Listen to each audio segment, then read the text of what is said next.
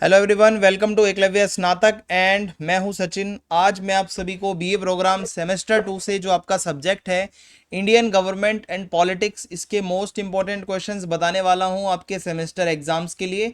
और ये one shot video रहने वाली है, यानी कि यहाँ से एक ही वीडियो में आपको सारे इंपॉर्टेंट क्वेश्चंस पता चल जाएंगे जो कि आपके पेपर में आने के बहुत ज़्यादा हाई चांसेस हैं। और अगर आपकी कोई क्वेरी है तो आप Eklavya study point user name है इंस्टाग्राम का, यहाँ पे आप अपने मैसेज भेज सकते हैं।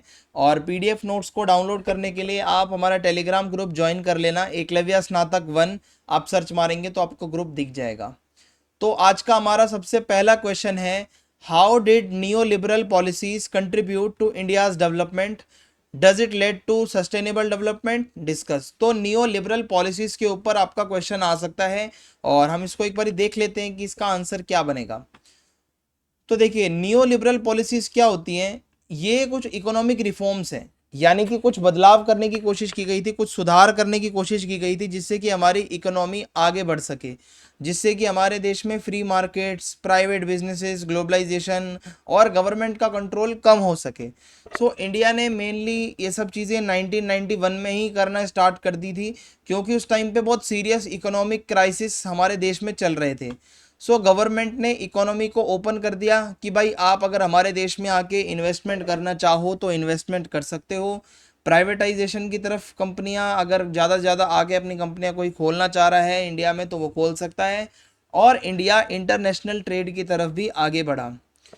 फिर आता है इकोनॉमिक ग्रोथ इंक्रीज्ड। सो ये जब नियो लिबरल रिफॉर्म्स हुए तो इंडिया की इकोनॉमी बहुत तेज़ी से ग्रो करने लगी। धीरे धीरे फैक्ट्रियां बढ़ गई, एक्सपेंड हो गई, एक्सपोर्ट बढ़ने लगा, बहुत सी कंपनियां इंडिया में आके काम करने लगी। सो हमारा देश बन गया वर्ल्ड की फास्टेस्ट ग्रोइंग इकोनॉमी और लोगों को बिजनेस और एम्प्लॉयमेंट की अपॉर्चुनिटीज़ पहले से ज़्यादा मिलने लगी। फिर आता है ग्रोथ ऑफ प्राइवेट सेक्टर। तो ये जो रिफॉर्म्स थे इससे क्या हुआ, गवर्नमेंट का कंट्रोल कम से कम हो गया इंडस्ट्रीज के ऊपर और प्राइवेट कंपनियों को ज़्यादा इनकरेज किया गया। So as a result sectors like telecom, banking, airlines and automobiles बहुत तेज़ी से ये चीज़ें डेवलप करती हैं। जब प्राइवेटाइजेशन होने लगा, कंपटीशन बढ़ने लगा, तो भाई quality of goods and services अच्छी हो गई, कंज्यूमर्स को चॉइसेस ज़्यादा मिलने लगी, ये नहीं तो वो यूज़ कर लेंगे, है ना। फिर है फॉरेन इन्वेस्टमेंट एंड ग्लोबलाइजेशन। तो इंडिया ने अलाउ किया कि बाहर की कंपनियां, जो फॉरेन कंपनियां हैं वो भी इंडिया में आकर इन्वेस्ट कर सकती हैं। तो इससे मॉडर्न टेक्नोलॉजी, अच्छा मैनेजमेंट और इंटरनेशनल बिजनेस अपॉर्चुनिटीज़ हमारे इंडिया में आई। इंडिया पूरे दुनिया से जुड़ पाया, खासकर आईटी के सेक्टर में, सॉफ्टवेयर में, सर्विस सेक्टर में। बेंगलुरु और हैदराबाद जैसी सिटीज़ तो बहुत तेज़ी से डेवलप करने लगी। फिर है improvement in infrastructure and technology. New liberal policies से क्या हुआ कि भाई ज़्यादा से ज़्यादा इन्वेस्टमेंट किया गया रोड के ऊपर, इंफ्रास्ट्रक्चर के ऊपर, एयरपोर्ट्स के ऊपर, इंटरनेट के ऊपर और कम्युनिकेशन सिस्टम के ऊपर। और टेक्नोलॉजी बहुत तेज़ी से डेवलप हुई, खासकर mobile phones, digital services, online business तेज़ी से बढ़े और इससे इंडिया स्ट्रॉन्ग हुआ आईटी सेक्टर में। आई होप यहाँ तक समझ आ रहा होगा कि न्यू लिबरल पॉलिसीज से क्या हुआ है। फिर है problems created by neo liberal policies. देखो, हर चीज़ के कुछ प्रोज एंड कॉन्स होते हैं, तो यहाँ पर भी ऐसा ही कुछ था। देखो, इकोनॉमी तो आगे बढ़ी लेकिन फ़ायदा हर किसी को बराबर का नहीं मिला। जो अमीर लोग थे, जो शहरों में रहते थे, उनका फ़ायदा ज़्यादा हुआ। जो गरीब थे, बेचारे गाँव के किसान थे, वो पीछे रह गए। इनकम की इनक्वालिटी बहुत ज़्यादा बढ़ गई। छोटे फार्मर्स, छोटे इंडस्ट्री वाले, उनको बहुत अक्सर डिफ़िकल्टीज फेस करनी पड़ रही थी, क्योंकि बड़ी बड़ी कंपनी उनको सीधा कंपटीशन दे रही थी। फिर आता है impact on environment and sustainability. तो नियो लिबरल डेवलपमेंट से पैसा तो आया लेकिन हमने एनवायरनमेंट को इग्नोर कर दिया। तेजी से इंडस्ट्रियलाइजेशन करा जिसकी वजह से पॉल्यूशन, डिफॉरेस्टेशन, यानी कि एक तो हवा खराब कर दी हमने, रिवर्स को पॉल्यूट कर दिया, जंगलों को काटना शुरू कर दिया, नेचुरल रिसोर्सेज को ओवर यूज़ करना शुरू कर दिया और बहुत सारी इंडस्ट्रीज जो थी उसने रिवर्स को, फॉरेस्ट को और एयर क्वालिटी को, इन तीनों को बहुत ज़्यादा हार्म किया, बहुत ज़्यादा नुकसान पहुंचाया। इससे क्या हुआ, सस्टेनेबल डेवलपमेंट की प्रॉब्लम्स हो गई आगे चल के कि फ्यूचर जनरेशन्स को क्या मिलने वाला है। सो कंक्लूज़न ये है कि क्या इससे सस्टेनेबल डेवलपमेंट हो पाया या हम उस तरफ जा पाए। तो देखो, नियो लिबरल पॉलिसीज़ ने मदद की इंडिया को कि भाई जल्दी से आपकी इकोनॉमिक ग्रोथ हो जाएगी अगर आप ऐसी ऐसी पॉलिसीज़ बनाओगे, है ना। आप मॉडर्न भी हो जाओगे, ग्लोबली आपको रिकॉग्नाइज कर लिया जाएगा। However development was not fully sustainable, लेकिन डेवलपमेंट पूरी तरीके से सस्टेनेबल नहीं था, क्योंकि एक तो इनइक्वालिटी थी, अनएम्प्लॉयमेंट भी था और एनवायरमेंट की प्रॉब्लम भी बढ़ गई थी। देयरफॉर न्यू लिबरल पॉलिसीज बहुत आप मान सकते हो कि इंडिया के डेवलपमेंट में इंपॉर्टेंट है, लेकिन जो ट्रू सस्टेनेबल डेवलपमेंट है वो अभी भी नहीं है, मिसिंग है। इंडिया को बहुत ज़्यादा जरूरी है कि वो बैलेंस करे अपनी इकोनॉमिक ग्रोथ को, सोशल इक्वालिटी और एनवायरमेंटल प्रोटेक्शन को together. At the same time India ये सारी चीज़ों को बैलेंस करेगा तभी वो कुछ कर पाएगा। आगे बढ़ते हैं। Describe the basic features of the Indian constitution. तो देखो भाई, हमारा जो भारत का संविधान है इंपॉर्टेंट, उसके क्या क्या फीचर्स हैं मैं आपको बताऊं। ये आप जो देख पा रहे हो ये फोटो है हमारे इंडियन कॉन्स्टिट्यूशन की। तो देखो भाई, इंडियन कॉन्स्टिट्यूशन जिसमें रूल्स लिखे हुए हैं कि कोई सरकार कैसे काम करेगी, ये एक लिविंग डॉक्यूमेंट है जो कि लगातार चेंज होता रहता है according to the needs and circumstances of the society. Last 70 years में हमने देखा है कि इसको 100 से ज़्यादा बार बदला गया है, इसके प्रोविजंस में अमेंडमेंट किए गए हैं। सो वी कैन से कि Indian constitution is a living constitution, no doubt. Then, if we talk about the preamble, so Constitution begins with a preamble which outlines the goals and objectives of the Indian state. Like our Indian nation, what are the main goals of our country, such as justice, liberty, equality, fraternity? All these things are mentioned in the preamble. Then federal system with unitary characteristics. So India has a federal system. हमारे यहाँ पे क्या होता है कि power को distribute कर दिया जाता है। एक तरफ होता है सेंट्रल गवर्नमेंट, एक तरफ होता है अपना स्टेट गवर्नमेंट, दोनों में पावर को बांट दिया जाता है। However there are also unitary characteristics. देखो भाई, फेडरल यानी जहाँ पे पावर को शेयर किया जा रहा है, यूनिटरी जहाँ पावर शेयर नहीं होती है, एक ही के पास ज़्यादा पावर है। So if we look closely, we can see the central government is having more power than state governments. So यहाँ पे कहीं ना कहीं वो यूनिटरी फीचर हाईलाइट होता है हमारे कॉन्स्टिट्यूशन का। आगे बढ़ते हैं। Parliamentary democracy. So India follow करता है पार्लियामेंट्री सिस्टम ऑफ गवर्नमेंट, जहाँ प्रेसिडेंट हमारे देश के फॉर्मल हेड होते हैं, प्राइम मिनिस्टर जो होते हैं हमारे देश में वो सरकार के हेड होते हैं। हमारे इधर पार्लियामेंट होता है जिसके दो हाउसेस होते हैं, एक तरफ है लोकसभा, एक तरफ है आपका राज्यसभा। ठीक है भाई।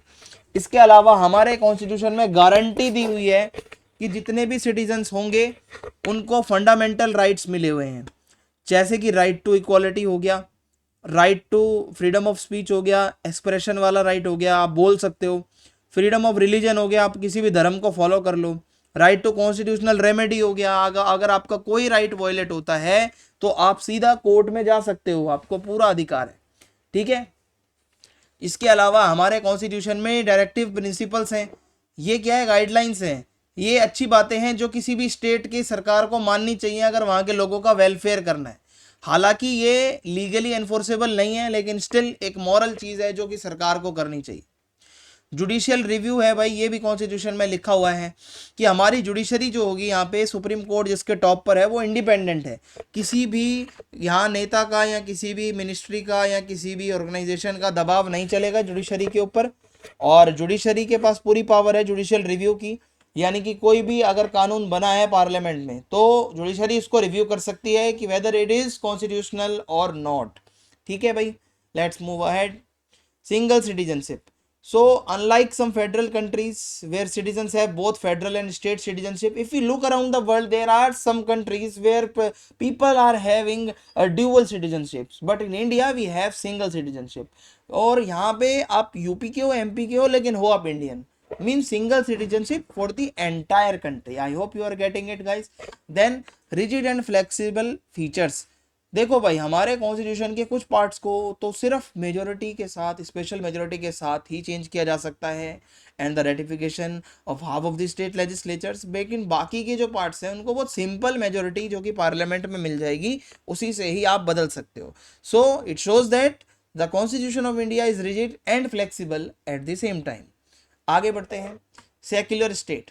इंडिया एक सेक्युलर स्टेट है, हमारा कॉन्स्टिट्यूशन क्लियरली इसको जो है हाईलाइट करता है, यानी कि किसी एक रिलीजन को सपोर्ट नहीं मिलता हमारे यहाँ पे।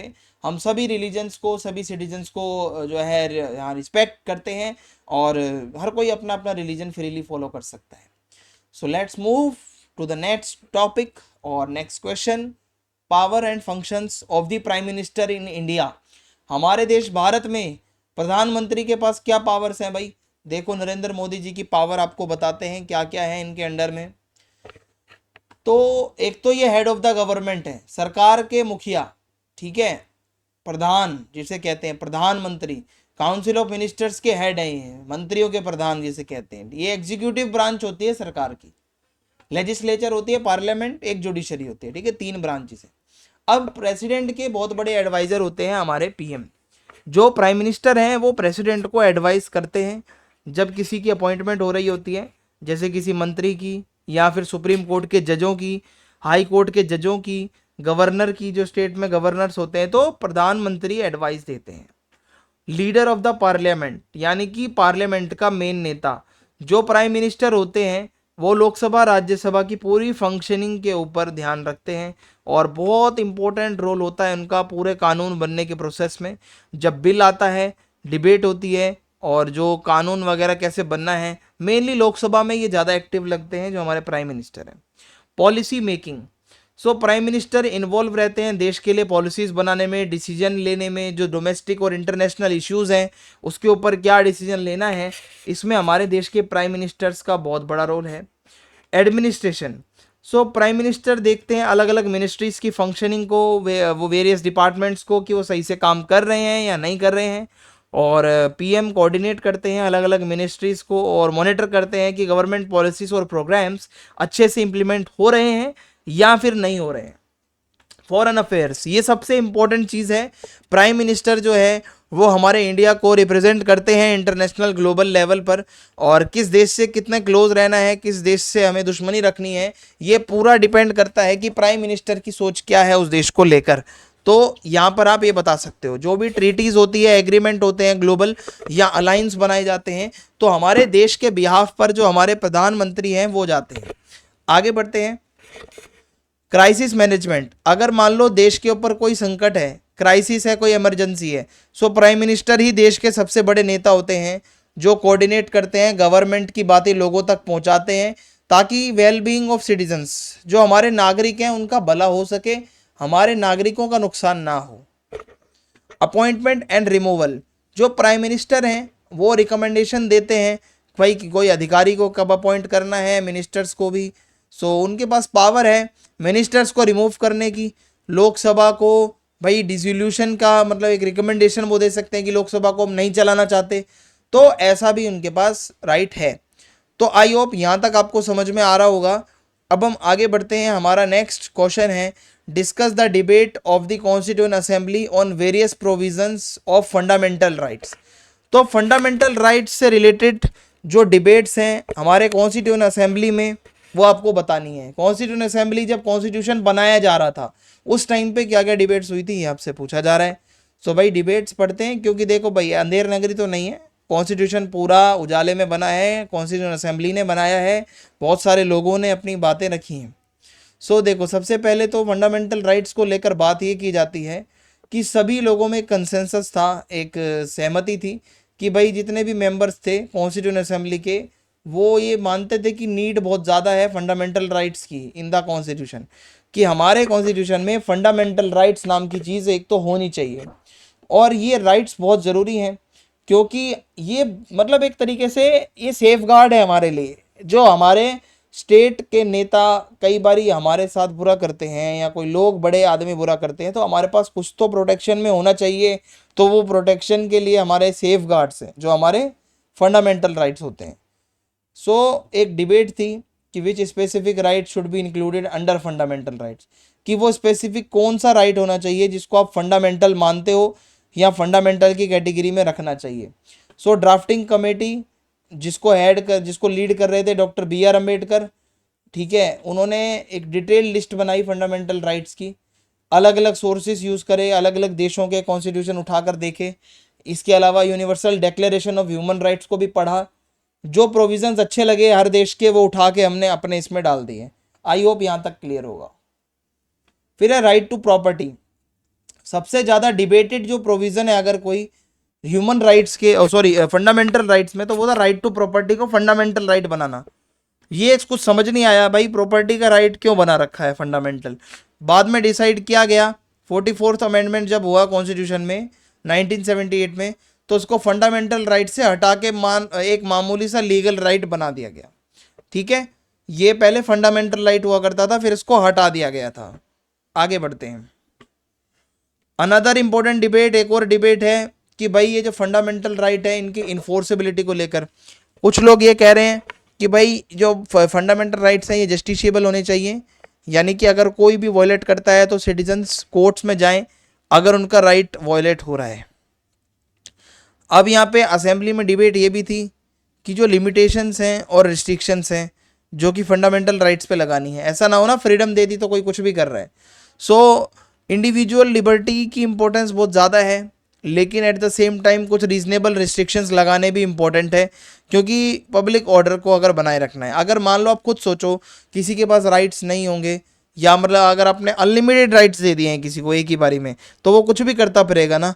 मॉरलिटी के लिए, पब्लिक ऑर्डर के लिए, हमारे देश के इंटीग्रिटी के लिए बहुत ज़रूरी है कि हम कुछ राइट्स के ऊपर लिमिटेशंस भी रखें। यूनिफॉर्म सिविल कोड, सो ये जो आइडिया है यूनिफॉर्म सिविल कोड का, ये क्या है कि भाई देखो फंडामेंटल राइट से जुड़ा हुआ है। ये कहता है कि पर्सनल लॉज देश में नहीं चलने चाहिए। जैसे मान लो कोई मुद्दा चल रहा है तो कोई कह रहा है कि भाई हमारे इस्लामिक लॉ में तो ये सही है, पर देश का कानून उसे गलत मानता है, तो ये तो गलत है ना भाई। यानी कि रिलीजन को अलग रखो, चाहे शादी का मामला हो, चाहे डिवोर्स का मामला हो, चाहे इनहेरिटेंस का मामला हो, कानून एक ही चलेगा पूरे देश में, यूनिफॉर्म सिविल कोड। अभी तक एक कंसेंसस नहीं हो पा रहा है इस इशू को लेकर, अभी भी ये डिबेट होती रहती है, इस पे डिस्कशंस चलते रहते हैं, फाइनल डिसीजन होना बाकी है। सिक्योरिटी ऑफ माइनॉरिटीज़, सो कुछ दिक्कतें थी कि जो माइनॉरिटी में लोग हैं उनका क्या होगा, उनके राइट्स का क्या होगा। सो हमारा कॉन्स्टिट्यूशन आर्टिकल 29 आर्टिकल 30 के द्वारा ये बताता है कि जो भी माइनॉरिटी के लोग हैं उनकी लैंग्वेज, उनका लिखने का तरीका, उनका कल्चर, इसको हम प्रोटेक्ट करेंगे under the rights of minority act, sorry act कह रहा हूँ, under the rights of minority, जो उनका फंडामेंटल राइट्स है।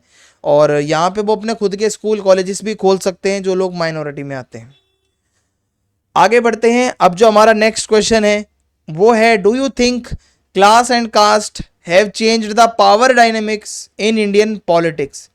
कास्ट एंड क्लास के बारे में ये क्वेश्चन आया हुआ है, तो चलिए भाई देख लेते हैं। So do you think class and caste have change the power dynamics in Indian politics. तो देखो हमारा देश डाइवर्सिटी से भरा हुआ देश है, नो डाउट। बहुत सारे अलग अलग धर्मों के लोग, अलग अलग कास्ट के लोग, रिलीजन के लोग हमारे यहाँ पे रहते हैं। सो सोशल क्लास का टॉपिक जो है, पहले हम इसको समझ लेते हैं कि इसमें क्या बताया जा रहा है। सो economic policies and development, historically Indian national Congress खासकर नेहरू के टाइम पे ज़्यादा फोकस थी सोशलिस्ट पॉलिसीज बनाने में, जहाँ जनता का भला ज़्यादा हो सके। बात कर रहा हूँ स्टार्टिंग की, जब हमारा देश आज़ाद हुआ था तो पूरा फोकस था कि कैसे भेदभाव को हटा सकते हैं, इनकम लोगों की बराबर कर सकते हैं। हावेवर जब 1991 में लिबरलाइजेशन का टाइम आया और इकोनॉमिक रिफॉर्म्स हुए, तो इससे मिडिल और अपर क्लास जो थे ना, उन पे ज़्यादा इम्पैक्ट पड़ा और उनकी पॉलिटिकल प्रेफरेंसेस भी बदल गई इसकी वजह से। ठीक है, ये कैसे बदली आगे मैं आपको बताऊंगा। होता क्या है, अर्बन रूरल डिवाइड, यानी कि the interest of the urban middle class often differ from those of the rural poor, यानी कि जो गाँव में गरीब लोग रहते हैं उनकी डिमांड अलग होती है सरकार से, और जो शहरों में मिडिल क्लास और अपर क्लास रहता है उनका डिमांड और वो सब चीज़ें अलग होती हैं। सो अर्बन सेंट्रिक पॉलिसीज अलग होती हैं सरकार की, जैसे इंफ्रास्ट्रक्चर डेवलप करना, टैक्स रिफॉर्म्स करना, लेकिन इसका गांव के लोगों के लिए तो कोई फ़ायदा नहीं है ना। तो इसलिए पॉलिटिकल प्रायोरिटी हर किसी की बदल जाती है। जो शहर में रहने वाले लोग होते हैं वो किसी अलग पार्टी को वोट डालते हैं फिर, और जो गाँव वाले लोग होते हैं वो फिर किसी अलग पार्टी को वोट डाल रहे होते हैं। देन उसके बाद आता है पॉलिटिकल मोबिलाइजेशन। कुछ रीजनल पार्टीज़ हैं छोटी मोटी जो अब थोड़ी बड़ी हो गई हैं, जो कि in middle class upper class के लोगों के इंटरेस्ट की बात करते हैं।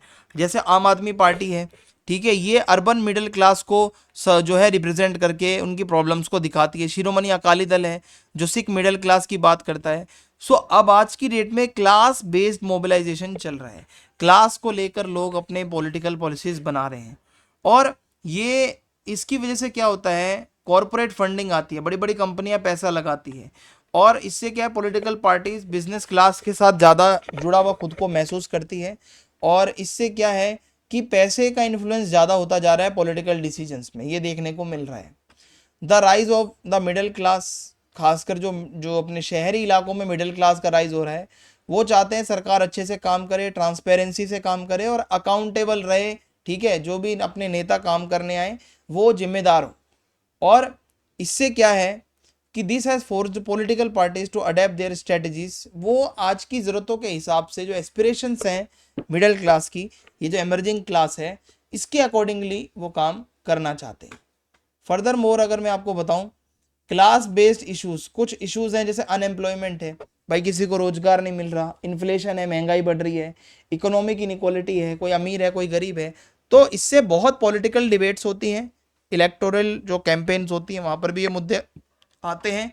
पॉलिटिकल पार्टीज बहुत इंटरेस्ट दिखा रही हैं कि इकोनॉमिक ग्रोथ हम करेंगे, जॉब लेकर आएंगे, भाई लोगों का वेलफेयर करेंगे, और ताकि जो मिडिल क्लास के वोटर्स हैं वो इनकी तरफ आए। अब कास्ट का क्या रोल है पॉलिटिक्स में, थोड़ा इसको भी समझ लो। देखो, आइडेंटिटी पॉलिटिक्स कहते हैं ना, ये हमारी जात का लड़ रहा है। कास्ट बेस्ड पॉलिटिक्स क्या है, एक बहुत बड़ा फीचर है इंडिया का, जहाँ पर जो पार्टियां होती हैं वो वोटर्स को मोबिलाइज करती हैं उनकी कास्ट के बेसिस पे। जैसे यूपी में आप चले जाओ तो बहुजन समाज पार्टी है, दलितों की पार्टी है, समाजवादी पार्टी है, तो ये अपना यादव वोट बैंक बना रहे हैं, वो अपना दलित वोट बैंक बना रहे हैं, तो हर कोई अपना वोट बैंक बना रहा है। ठीक है, based on caste. Reservation policies, जो हमारे यहाँ पे कास्ट बेस्ड रिजर्वेशन है इंडिया में एजुकेशन में और सरकारी नौकरियों में, बहुत कंट्रोवर्शियल इशू है। इसका एम तो यही था कि जो हिस्टोरिकली जिनके साथ बुरा हुआ है उनको ऊपर उठाया जा सके, लेकिन उसको बहुत क्रिटिसाइज किया जा रहा है कि इससे कास्ट डिवीजन और बढ़ रहे हैं, इससे इनइक्वालिटी और ज़्यादा बढ़ रही है, कम नहीं हो रही है। फिर है caste arithmetic open decides electoral alliances. आज की डेट में कास्ट पॉलिटिक्स से ही अलायंसेस बन रहे हैं। लोग अपना एरिया देखते हैं, कास्ट की डेमोग्राफी देखते हैं, फिर उसके अकॉर्डिंगली वहाँ पे अलायंस बनाते हैं। ये खासकर जो स्टेट इलेक्शंस होते हैं उस टाइम पे ये ज़्यादा देखने को अक्सर मिलता है, कास्ट के नाम पर लोग लड़ रहे होते हैं चुनाव। ठीक है, आगे बढ़ते हैं। अब हमारा जो नेक्स्ट क्वेश्चन है वो है examine the role of the judiciary in India with special reference to judicial review. तो चलो भाई, जुडिशियल रिव्यू क्या है इसको भी समझेंगे, जुडिशरी का क्या रोल है इंडिया में इसको भी समझेंगे।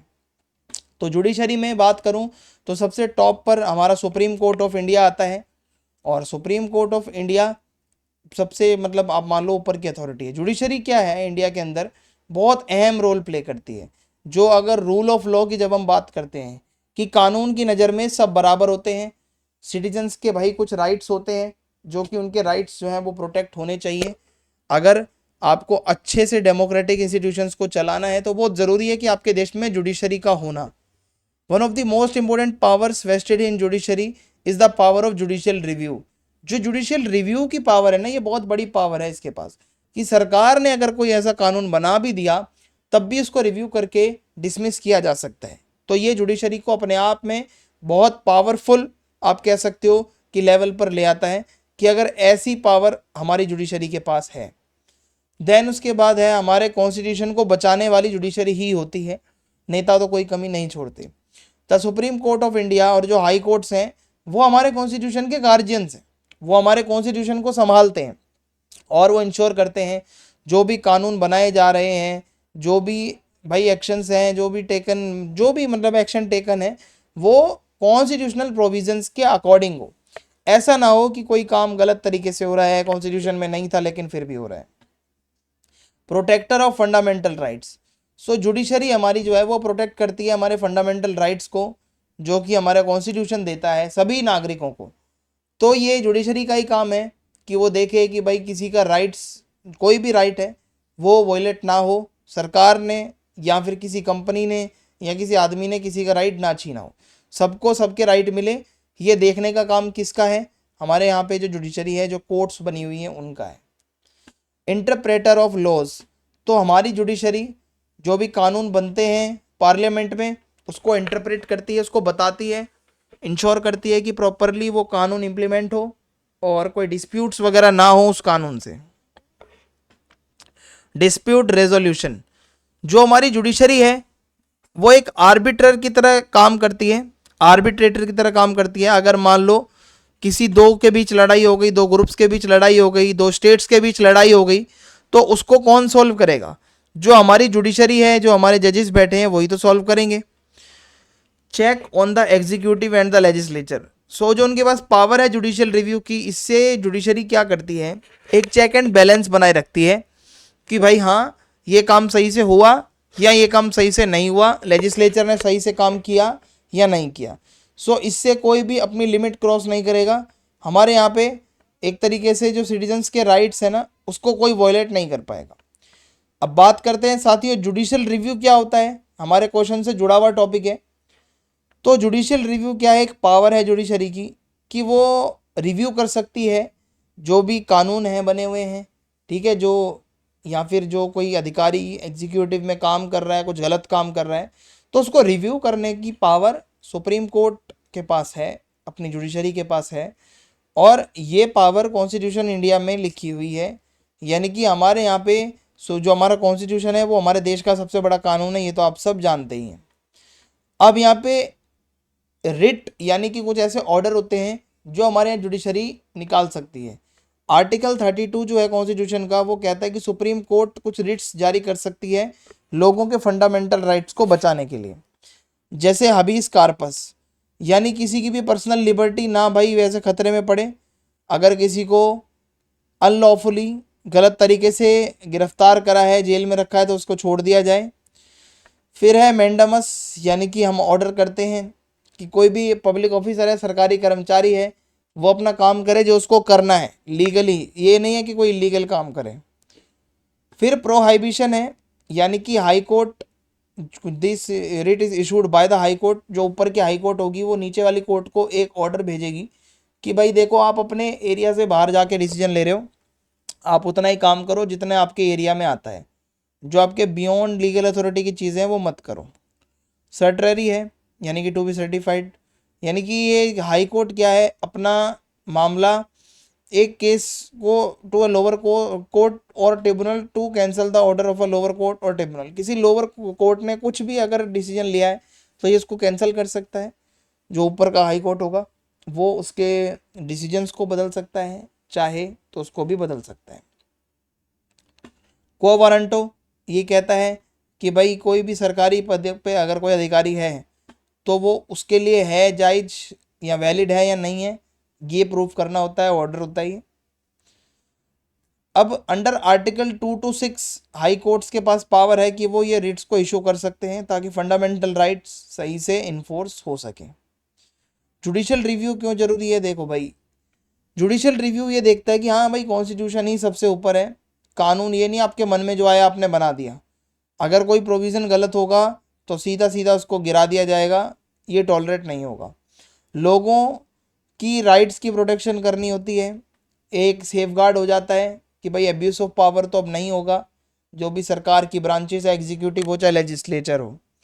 और एक अकाउंटेबिलिटी होनी चाहिए कि भाई जो सरकार है वो जिम्मेदारी से काम करे, ट्रांसपेरेंसी से काम करे और रूल ऑफ लॉ को फॉलो करवाए जितना ज़्यादा हो सकता है, कानून का शासन चलना चाहिए। अगला क्वेश्चन है अब यहाँ पे हमारा, what is party system and discuss the rise of कोalition politics in India since the 1990s। Party system क्या होता है, देखो हमारे देश में नेशनल पार्टियां भी होती हैं, रीजनल पार्टियां भी होती हैं, बड़ी पार्टियां हैं, छोटी पार्टियां भी हैं, और अब तो आज की डेट में आम आदमी पार्टी भी एक बहुत बड़ी पार्टी है। तो पार्टी सिस्टम का मतलब होता है कि number of significant political parties competing for power in a country, कि एक देश के अंदर कितनी पॉलिटिकल पार्टीज हैं जो कॉम्पीट कर रही हैं और उनका balance of power. So the nature of particle systems, ये हो सकता है किसी किसी देश में टू पार्टी सिस्टम हो कि यहाँ पे दो ही पार्टियां अलाउड हो, where two major dominate the political landscape, या हो सकता है कहीं पे मल्टी पार्टी सिस्टम हो इंडिया की तरह, जहाँ इस तरीके से बहुत सारी पॉलिटिकल पार्टीज हैं जो कि काम कर रही हो। ठीक है, इंडिया की बात करें तो हमारे यहाँ पे 1990 से ही कोएलिशन देखने को मिलता है, यानी कि सरकारें जब एक के पास पूरी पावर नहीं होती तो वो मिलजुल कर सरकार बनाते हैं। 1990 से पहले इंडिया में लार्जली एक सिंगल पार्टी सिस्टम चलता था, जहाँ पे सिर्फ कांग्रेस का दबदबा रहता था, डोमिनेंट फोर्स कांग्रेस ही थी 1947 से लेकर। हाउएवर 1990s में एक शिफ्ट हुआ, लोग मल्टी पार्टी सिस्टम की तरफ गए और कोलिशन गवर्नमेंट जो है वो देखने को मिली। ठीक है, लोगों ने अपने गठबंधन बनाए, अलायंस बनाए सेंट्रल लेवल पे और स्टेट लेवल पे भी। और धीरे धीरे कांग्रेस कमजोर हो गई। Political landscape became more fragmented due to the decline in dominance. ये जो डोमिनेंस में डिक्लाइन आया तो पॉलिटिक्स और टुकड़ों में बट गई, छोटी छोटी पार्टियां आ गई, रीजनल पार्टीज आ गई। इन्होंने भी वही अपनी प्रोमिनेंस बढ़ा दी, अपनी इंपॉर्टेंस बढ़ा दी, खासकर ऐसे स्टेट्स में जहां रीजनल इश्यूज को लेकर कोई सुनता नहीं था। Mandal commission and social justice movement. So अब मान लो मंडल कमीशन ने जो चीज़ें बताई थी उसका इम्प्लीमेंटेशन हुआ इन द अर्ली 1990s, जिसका मेन एम था ओबीसी जो क्लास है उसको भाई सपोर्ट करना है रिजर्वेशन देके, चाहे स्कूल कॉलेज हो चाहे सरकारी नौकरियां हो। तो इससे कुछ पार्टियां ऐसी बन गई जो सिर्फ ओबीसी के बारे में बात करने लगी। ठीक है। Economic reforms and globalisation. अब देखो इकोनॉमिक लिबरलाइजेशन हो रहा है, आपको पता है ग्लोबलाइजेशन का टाइम है। तो ये 1991 में ये सब चीज़ें स्टार्ट हो गई थी। हमारी इंडियन इकोनॉमी ओपन थी कि हाँ भाई हम नए इकोनॉमिक अपॉर्चुनिटीज़ के लिए रेडी हैं। इससे क्या हुआ, नया नया बिजनेस इंटरेस्ट स्टार्ट हुआ, बहुत सारी पार्टियां भी आने लगी, जो अलग अलग पार्टीज आई जो इसी के ऊपर बात करती थी। Electoral politics. अब first past the post electoral system है, जहाँ जो सबसे ज़्यादा वोट लाता है वो जीत जाता है। सो अब यहाँ पे क्या हुआ, encourages parties to form coalition to maximum their chances of winning. अब इसलिए लोग कोलिशन बनाते हैं ताकि उनके जीतने के चांस ज़्यादा से ज़्यादा हो जाए। अब candidate A B C D E F बहुत सारे होंगे तो शायद बहुत वोट बढ़ जाएंगे। वहीं अगर सिर्फ 2 कैंडिडेट होंगे और वो दोनों लड़ रहे हैं कि सबसे ज़्यादा वोट जो लाएगा वो जीत जाएगा। सो इसीलिए कोलिशन पॉलिटिक्स एक प्रैक्टिकल ज़रूरत बन चुकी है बहुत सारी पार्टीज़ के लिए कि अगर सत्ता में रहना है तो कोलिशन तो बनाना पड़ेगा। State level politics. इसके अलावा अगर आप देखो the rise of regional parties. State level पे बहुत सी रीजनल ऐसी पार्टीज हैं जिनका राइज देखने को मिला है और उनकी एबिलिटी भी है कि वो लोकसभा में सीट भी जीत रही हैं। सो ये बहुत बड़े खिलाड़ी बन चुके हैं आज की डेट में। रीजनल पार्टीज का बहुत बड़ा रोल होता है कि भाई गवर्नमेंट बनाने में सेंट्रल लेवल पे। 1990 से ही कोलिशन गवर्नमेंट एक नॉर्म बन चुका है, ये कोई एक्सेप्शन नहीं है। और ये जो अलायंस होते हैं चुनाव से पहले भी बन सकते हैं, चुनाव के बाद भी बन सकते हैं, वो उनके मैथमेटिक्स पे डिपेंड करता है कि वो लोग क्या चाहते हैं। सो कोलिशन पॉलिटिक्स इंडिया के अंदर पॉजिटिव भी रही है, ये पॉलिटिक्स नेगेटिव इफेक्ट्स भी अपने रखती है। पॉजिटिव साइड आप देखोगे तो भाई लोगों के इंटरेस्ट जो बहुत डाइवर्सिटी है इंडिया में वो देखने को मिलेगी आपको पार्टीज के थ्रू। हाउएवर इससे इनस्टेबिलिटी बहुत ज़्यादा बड़ी रहती है। अगला क्वेश्चन है, examine the challenges faced in the process of linguistic reorganisation of states in India.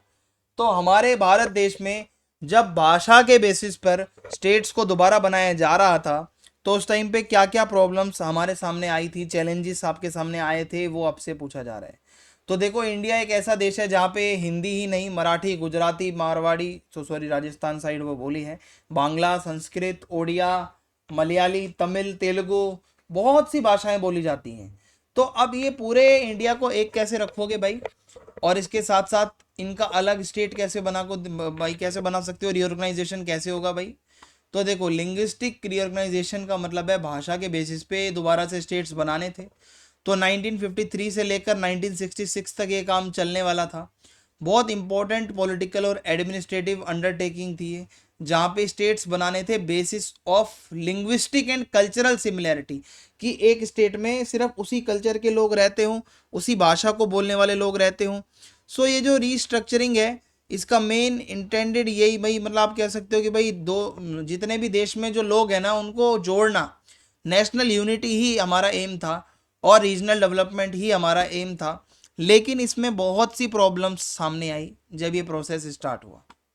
सबसे पहले तो चैलेंजेस यही आए कि लिंग्विस्टिक बाउंड्रीज को आइडेंटिफाई कैसे करोगे, क्योंकि लैंग्वेजेस ओवरलैप कर सकती हैं, ये सेम भाषा दूसरे राज्य में भी बोली जा सकती है।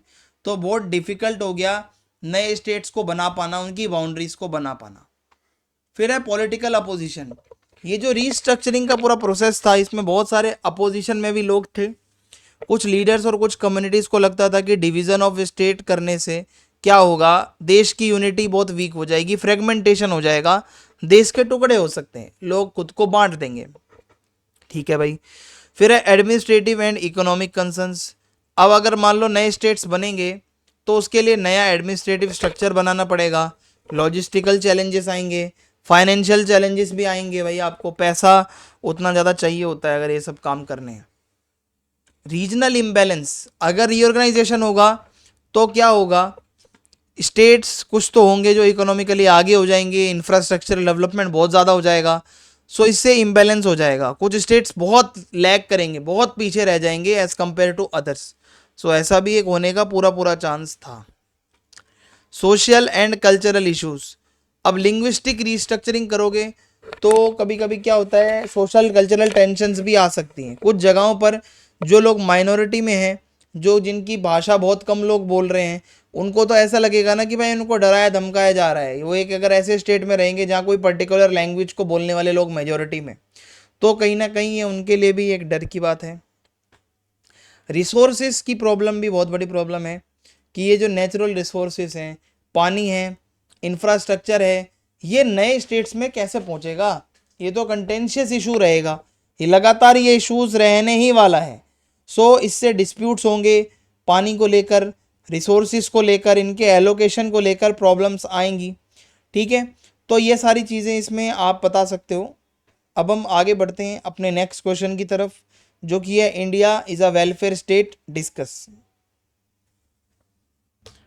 तो भाई क्या इंडिया एक वेलफेयर स्टेट है, क्या हमारे यहाँ पे गरीबों के भलाई के लिए काम किया जाता है? तो इंडिया को कहा जाता है कि एक वेलफेयर स्टेट है, यानी कि यहाँ का पॉलिटिकल सिस्टम हमारे जनता के वेलफेयर के लिए काम करता है। वेलफेयर का कॉन्सेप्ट यही कहता है कि सरकार की रिस्पॉन्सिबिलिटी है सोशल इकोनॉमिक सिक्योरिटी, लोगों की, समाज में लोग जो रह रहे हैं उनका भला हो, उनको कोई प्रॉब्लम ना आए। अलग अलग प्रोग्राम्स चलाने हैं, इनिशिएटिव्स लेने हैं, जो भी काम करना है करो, लेकिन लोगों को प्रॉब्लम किसी तरीके की नहीं आनी चाहिए। ये कहता है सोशल वेलफेयर का कॉन्सेप्ट।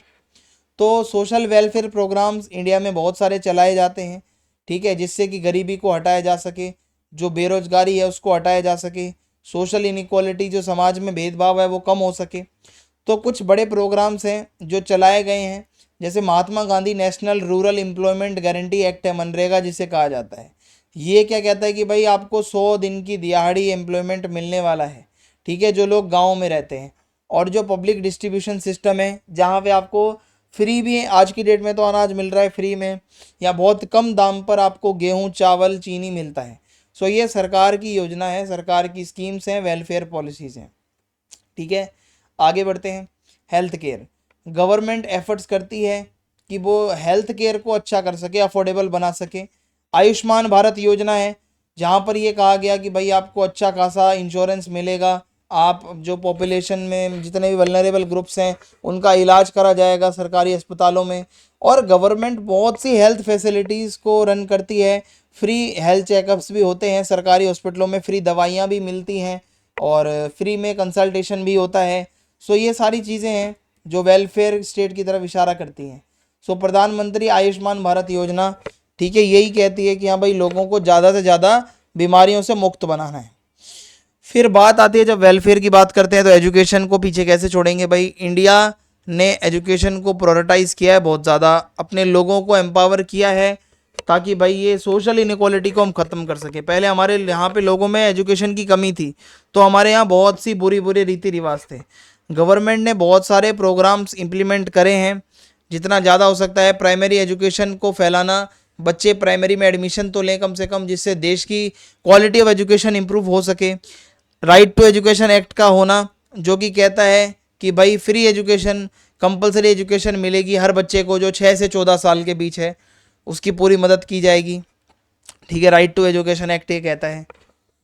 फिर है subsidies and financial assistance, government लगातार सब्सिडी देती है, खाने पर, फ्यूल पर, फर्टिलाइजर्स पर किसानों को मिलती है, ताकि उनके ऊपर फाइनेंशियल बर्डन थोड़ा कम हो, और जो गरीबी है उनकी, जो खासकर वीकर सेक्शंस है उनका कुछ भला हो सके। और एडिशनली इसके अलावा बहुत सारे फाइनेंशियल असिस्टेंट प्रोग्राम्स भी चलाए जा रहे हैं, जैसे पेंशन्स, बुजुर्गों की पेंशन आती है, स्कॉलरशिप्स बच्चों की आती है, और जिनको ज़रूरत है उनके लिए ये अवेलेबल है।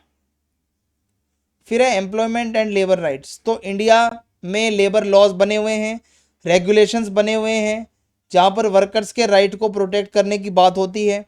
गवर्नमेंट जितना ज़्यादा हो सकता है नौकरी जनरेट करने की कोशिश करती है, अलग अलग स्कीम्स के थ्रू, अलग अलग इनिशिएटिव्स के थ्रू, जिससे क्या होगा कि भाई अनएम्प्लॉयमेंट जो है वो कम होगा, लोग ज़्यादा से ज़्यादा एम्प्लॉय हो पाएंगे। हाउसिंग एंड अर्बन डेवलपमेंट, तो गवर्नमेंट ने कोशिश करी है कि लोगों को जो बेघर हैं उनको घर मिल सके। और जैसे प्रधानमंत्री आवास योजना है, क्या इसमें कहा गया था 2022 तक सभी को अफोर्डेबल घर मिल पाएंगे, ये सरकार की पूरी कोशिश है। अब हम आगे बढ़ते हैं। अब हमारा नेक्स्ट क्वेश्चन है debate on secularism in India. हमारे इंडिया में सेक्युलरिज्म को लेकर क्या डिबेट है, चलिए इसको समझते हैं। India is a country where people from many religious backgrounds are living together.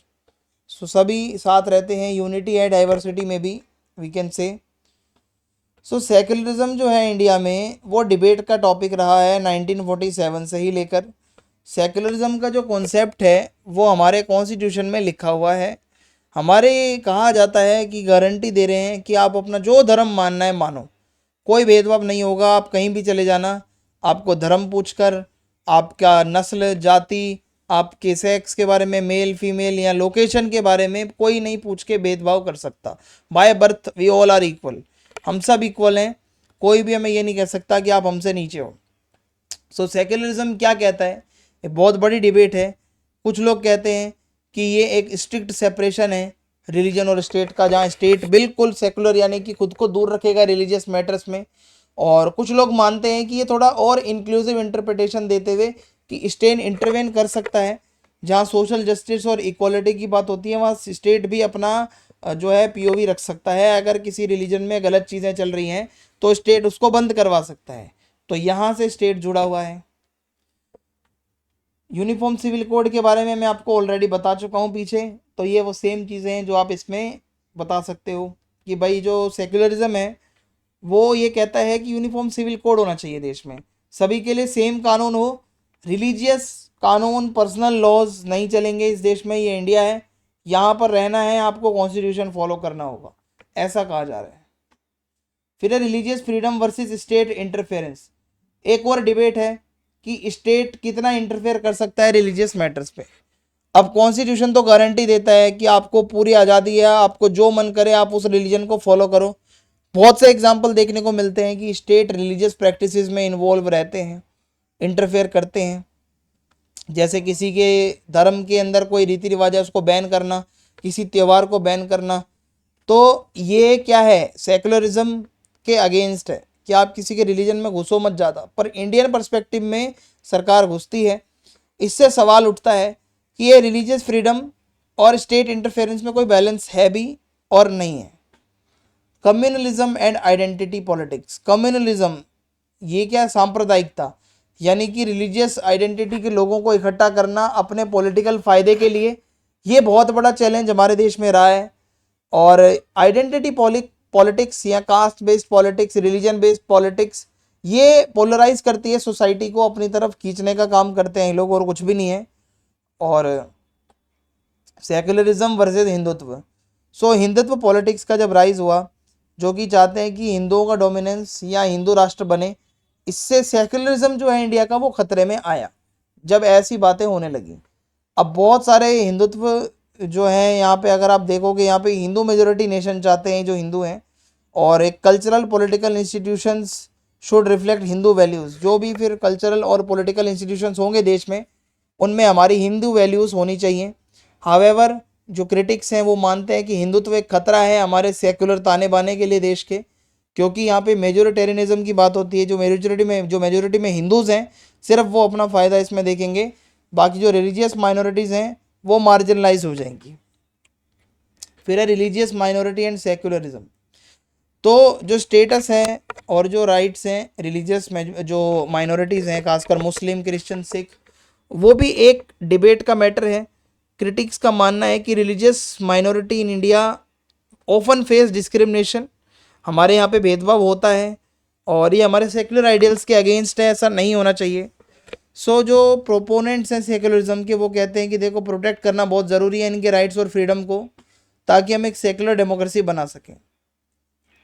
और इसमें रिलीजन का क्या रोल है, देखो the role of religion in education, ये भी एक डिबेट का मामला है कि स्कूल्स कॉलेजेस में रिलीजन की बातें ना पढ़ाई जाएं। लेकिन कोई कहता है कि सेक्युलरिज्म डिमांड करता है कि ऐसा करिकुलम हो जहाँ साइंटिफिक बातें हो, क्रिटिकल थिंकिंग हो, ठीक है, ज़्यादा रिलीजियस आइडियोलॉजी को किसी की प्रमोट नहीं करना। आगे बढ़ते हैं। अब यहाँ पे हमारा जो नेक्स्ट क्वेश्चन है वो है discuss the parliamentary system of government. Do you agree that the parliamentary system was the best possible option for India? तो देखते हैं भाई क्या है। पार्लियामेंट्री सिस्टम में हमारे क्या होता है, प्राइम मिनिस्टर ही सरकार के मुखिया होते हैं जिनको प्रेसिडेंट अपॉइंट करते हैं। Prime minister usually majority party के लीडर होते हैं, जो लोकसभा के अंदर जो ज़्यादा से ज़्यादा जिसके एमपी होंगे उसी का प्राइम मिनिस्टर बनता है। ये लोकसभा है। अब यहाँ जितने मेंबर जिस पार्टी के ज़्यादा होंगे प्रधानमंत्री उसी का बनेगा। ये राज्यसभा है जो राज्य के लिए काम करती है, स्टेट्स के लिए काम करती है। अब इंडिया में क्या है, एक बाई कैमरल लेजिस्लेचर है। यहाँ पे दो हाउसेज होते हैं, लोकसभा एंड राज्यसभा। जहाँ राज्यसभा अपर हाउस है, जहाँ पर इनडायरेक्ट इलेक्शंस होते हैं। जो स्टेट लेजिस्लेचर्स जैसे एमएलएज होते हैं ना स्टेट के, वो अपने एमपी चुन के भेजते हैं जो राज्यसभा में बैठेंगे डायरेक्टली। यहाँ पे इलेक्शंस नहीं होते। लेकिन लोकसभा एक लोअर हाउस है, ये जनता का हाउस है। यहाँ पे डायरेक्टली वही एमपी जाता है जिसको लोगों ने वोट दिया हो। कैबिनेट सिस्टम होता है एक, प्राइम मिनिस्टर की एक कैबिनेट होती है, वहाँ मंत्री होते हैं जो यूजुअली पार्लियामेंट के ही जो है लोग, मतलब जो पार्टी जो रूलिंग पार्टी है उसी के ही लोग होते हैं कैबिनेट में। कैबिनेट का काम है देश का एडमिनिस्ट्रेशन चलाना, सरकार की पॉलिसीज को बनाना, ठीक है। तो कैबिनेट के साथ मिलकर ही पीएम काम करता है। अनलाइक द प्रेसिडेंशियल सिस्टम, जहाँ प्रेसिडेंट का एक फिक्स टेन्योर होता है, पार्लियामेंट्री सिस्टम में प्राइम मिनिस्टर का कोई टेन्योर यहाँ पे फिक्स नहीं है। जब तक उसकी सपोर्ट है, मेजोरिटी है, जब तक वो पीएम रह सकता है। अगर वो मेजोरिटी चली गई तो कभी भी पीएम को हटा सकता है, ठीक है, through a no confidence vote. अगर लोग कह रहे हैं, ज़्यादातर अगर लोकसभा में लोग एंटी किसी रूलिंग पार्टी के हैं और वो एक हो गए तो वो पार्टी वहीं खत्म। इंटरडिपेंडेंस, तो पार्लियामेंट्री सिस्टम में एग्जीक्यूटिव और लेजिस्लेटिव ब्रांचेस बहुत जुड़े हुए होते हैं। क्योंकि एग्जीक्यूटिव क्या है, जो भी मान लो सरकार ने काम किया है उसको पार्लियामेंट में जवाब देना पड़ेगा आकर, तो अकाउंटेबल होते हैं, क्वेश्चंस होते हैं, डिबेट्स होते हैं, वोटिंग होती है। तो ये पार्लियामेंट्री सिस्टम क्या हमारे लिए बेस्ट पॉसिबल ऑप्शन था इंडिया के लिए। तो भाई देखो, इंडिया की डाइवर्सिटी बहुत ज़्यादा है, हमारे यहाँ पे अलग अलग भाषा है, रिलीजन है, कल्चर है। तो पार्लियामेंट्री सिस्टम हमें अलाउ करता है कि हम अलग अलग ग्रुप्स और अलग अलग कम्युनिटीज़ को यहाँ पे जोड़कर एक छत के नीचे ला पाएँ। तो इंडिया की डाइवर्सिटी एक प्लेटफॉर्म देने की कोशिश करती है कि लोगों को आवाज़ मिले, लोग सरकारों के थ्रू अपनी बातें रख पाएँ। सो पार्लियामेंट्री सिस्टम बहुत फ्लेक्सिबल है इंडिया का। हम पॉलिटिकल जो अभी चेंजेस होते हैं उसको सीखते हैं, यहाँ पे बदलते हैं, जिससे कि स्मूथ ट्रांजिशन ऑफ पावर भी इंडिया में देखने को मिलता है। इलेक्शंस के बाद क्विकली पॉलिटिकल चेंजेस होते हैं। तो आई होप यहाँ तक आपको समझ में आ गया होगा। तो ये जो क्वेश्चंस हैं ये आपके पेपर में आने के बहुत ज़्यादा हाई चांसेस है, आप इनको करके जाना। Thanks for watching the lecture. Subscribe our channel Eklavya Snatak. Thank you.